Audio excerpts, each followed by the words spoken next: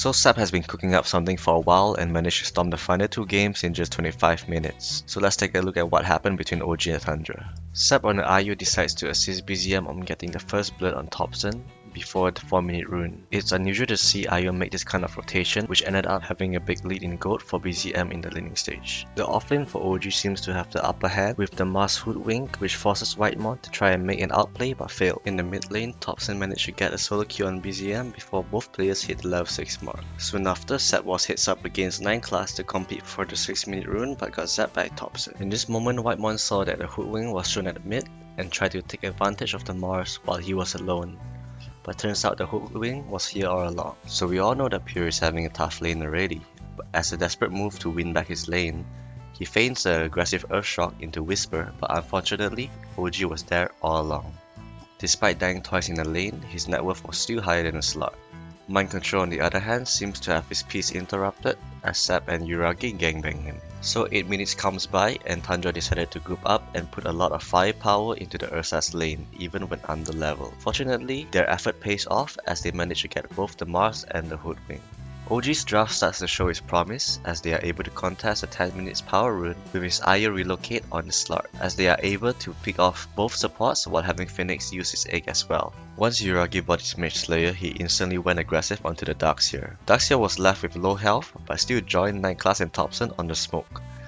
This shows that the timer they are on before OG goes out of control. Tundra had a plan in mind but was soon caught by the Hoodwink, rendering the smoke gank a waste of time. Tundra for some reason did not prioritize the power rune anymore, which allowed BZM to go crazy with it. While still holding to the regen rune, BZM went and pushed a mid wave before heading to the bottom lane to collapse with his teammate. BZM went balls deep first to go in blindly, which allows OG to analyze the situation and jump on TOPSON. This here shows the weakness of the mid Rubik, as he needs to be standing in the back line and spam spells. Instead, he was baited into thinking they can burst the Amber Spirit, and this actually showcased how intelligent OG is in approaching team fights as they continue with the massacre. After getting a free rune on BZM, he noticed that Tundra was getting desperate into getting kills, which just lines everything up for OG as they took a team fight.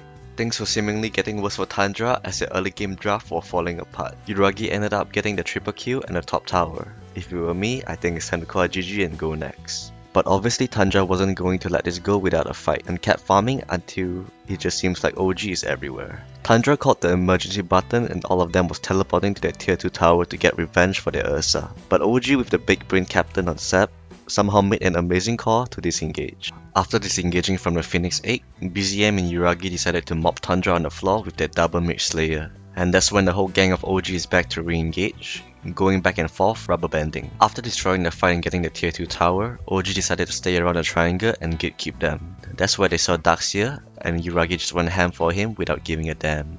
Surprisingly, Tundra did not pass the vibe check as they did not have enough firepower to punish OG, while CEB managed to relocate the slug out to safety. OG was just super confident and started running to anyone that was appearing in the map.